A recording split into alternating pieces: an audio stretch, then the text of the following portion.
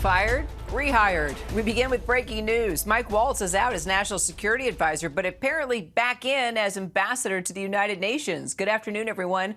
I'm Kira Phillips. President Trump just announcing the move moments ago on Truth Social. He doesn't reference Waltz's ouster as National Security Advisor, but says that Marco Rubio will take over that role until a permanent replacement can be found. Now, you'll remember Waltz personally took the hit when he accidentally added a journalist to that group chat on Signal about U.S. military strikes in Yemen back in March. Joining me now, senior White House correspondent Selena Wang. So, Selena, first sources said Waltz was out. Now, apparently, he's not all the way out. We know he still has to be confirmed, but it looks like he will be Ambassador Waltz going forward.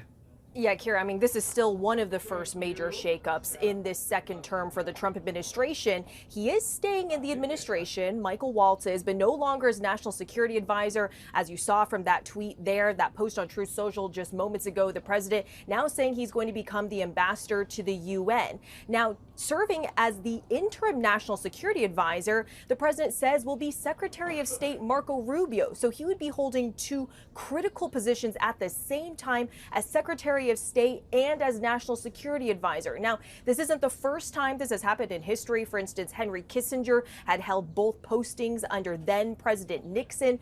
But this is a big shift for Michael Waltz, and he is reacting, posting on Twitter just moments ago the following. If we could just put that up on the screen, you can see Michael Waltz says, quote, "I'm deeply honored to continue my service to President Trump and our great nation." Now, Kira, you and I were on the air talking about the Signal situation for weeks. And in the beginning, publicly, the president was very defensive, was defending Michael Waltz. He continued even in an interview just last week to say that Michael Waltz is doing fine. However, we do know that since the Signal incident behind the scenes, sources have been telling us that the president has become frustrated with Michael Waltz, and there had been discussions about who might replace him. So he isn't out of the administration, but he is in a very different posting, Kira.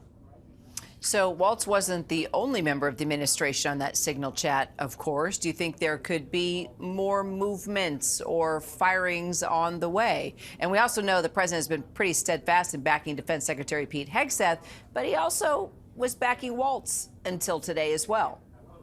Well, the difference, though, is that the president also had many cabinet members and top officials that were in the Rose Garden just earlier today, and Hegseth was there, Waltz was not. So at least up until this moment, the president has been very staunchly in defense, backing Secretary of Defense Pete Hegseth, but we know how this president operates. We don't know until we know, until the president makes that announcement. But Michael Waltz, though, he did take responsibility for what happened in the Signal incident. He's inadvertently added the Atlantic editor, Jeffrey Goldberg, into the group, although he said he didn't know how it happened. He is the one that had allowed Goldberg to get into that group. But you're right, there were other key members of the Trump administration who were posting sensitive information in that group, including Defense Secretary Pete Hegseth.